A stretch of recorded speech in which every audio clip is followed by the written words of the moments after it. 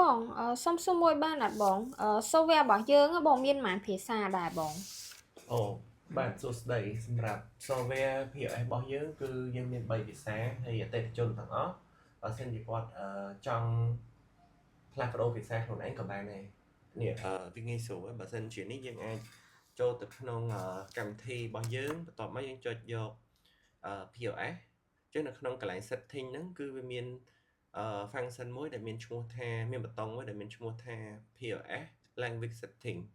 ចឹងពេលដែលយើងចូលក្នុងកន្លែងហ្នឹងគឺយើងអាចរើសយកមានទង់ជាតិខ្មែរយើងអាចដាក់យើងអាច select font បានចឹងយើងឆ្លាញ់ font ណាយើងអាចបញ្ចេញ font ហ្នឹងចេញមកយើងរើស font ចឹងខ្មែរ OS ឬក៏អីចឹងហើយយើងអាចរើស size បានទៀត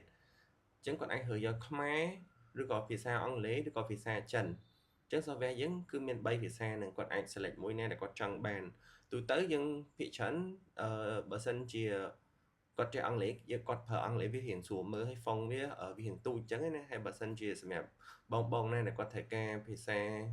ខ្មែរក៏មានដែរចឹងយើង select font ខ្មែរមកតែយើងយក font ណាដែលយើងស្រួលមើលចឹងហើយយើងចុចគ្រាន់តែចុច OK មកបានហើយចឹងពេលយើងចូលទៅគឺ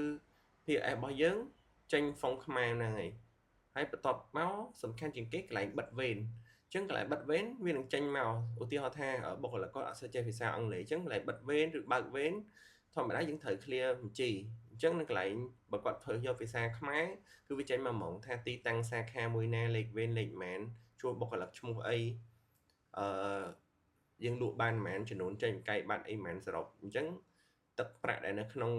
កែហ្នឹងកែលុយហ្នឹងនៅសល់ប៉ុន្មានអីប៉ុន្មានគឺវាចេញជាភាសាខ្មែរយើងអាច print ភាសាខ្មែរនឹងចេញមកតែម្ដង